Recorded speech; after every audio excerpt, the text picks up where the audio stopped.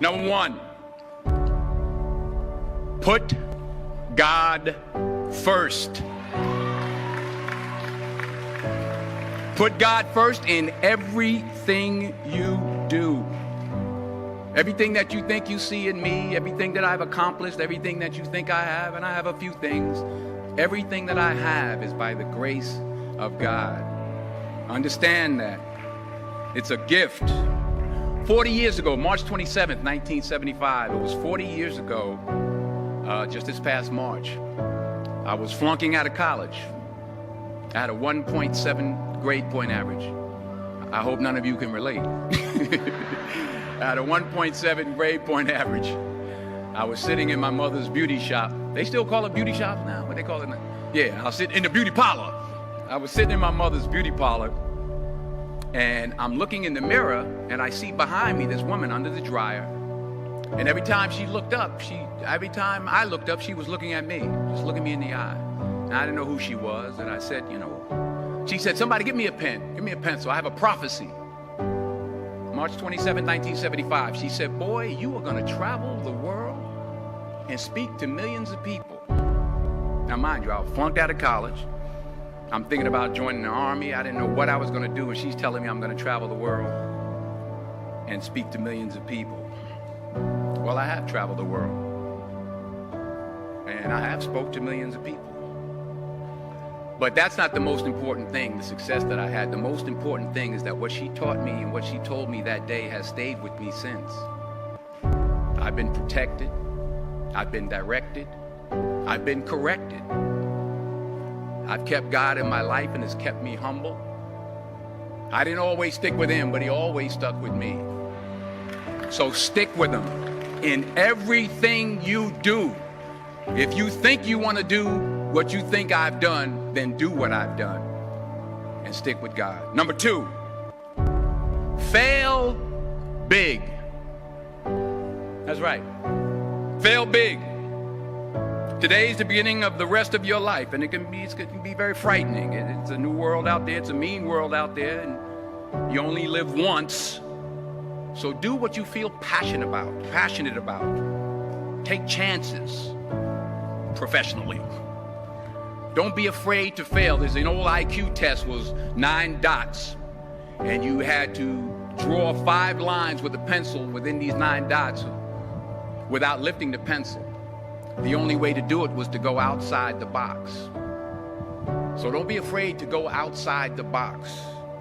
Don't be afraid to think outside the box. Don't be afraid to fail big, to dream big. But remember, dreams without goals are just dreams, and they ultimately fuel disappointment.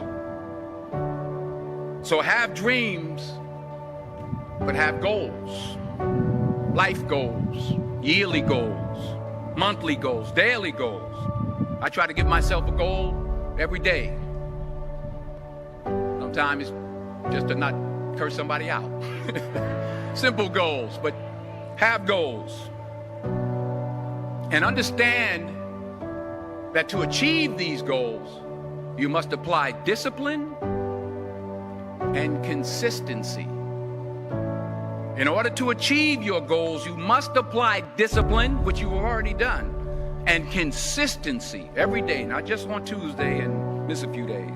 You have to work at it every day. You have to plan every day. You've heard the saying, we don't plan to fail, we fail to plan. Hard work works. Working really hard is what successful people do. And in this text, tweet, twerk world that you've grown up in, remember, just because you're doing a lot more doesn't mean you're getting a lot more done. Remember that. Just because you're doing a lot more doesn't mean you're getting a lot more done. Don't confuse movement with progress.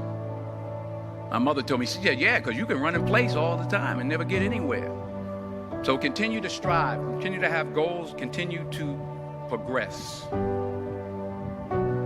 Number 3, you'll never see a U-Haul behind a hearse. I'll say it again. You'll never see a U-Haul behind a hearse. I don't care how much money you make, you can't take it with you. And it's not how much you have. It's what you do with what you have. We all have different talents. Some of you will be doctors, some lawyers, some scientists, some educators, some nurses, some teachers. Yeah, okay. Some preachers. The most selfish thing you can do in this world is help someone else. Why is it selfish? Because the gratification, the goodness that comes to you, the good feeling that I get from helping others, nothing's better than that. Not jewelry, not big house I have, not the cars, but it's the joy. That's where the joy is, in helping others. That's where the success is. Finally, I pray that you put your slippers way under the bed tonight, so that when you wake up in the morning, you have to get on your knees to reach them. And while you're down there, say thank you for grace. Thank you for mercy. Thank you for understanding. Thank you for wisdom. Thank you for parents. Thank you for love. Thank you for kindness. Thank you for humility. Thank you for peace. Thank you for prosperity. Say thank you in advance for what's already yours. That's how I live my life. That's why I am, one of the reasons why I am today. Say thank you in advance for what is already yours. True desire in the heart for anything good is God's proof to you, sent beforehand to indicate that it's yours already. I'll say it again.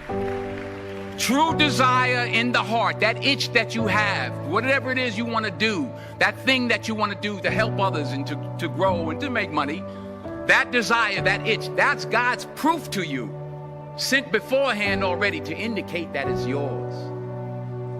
And anything you want good, you can have. So claim it.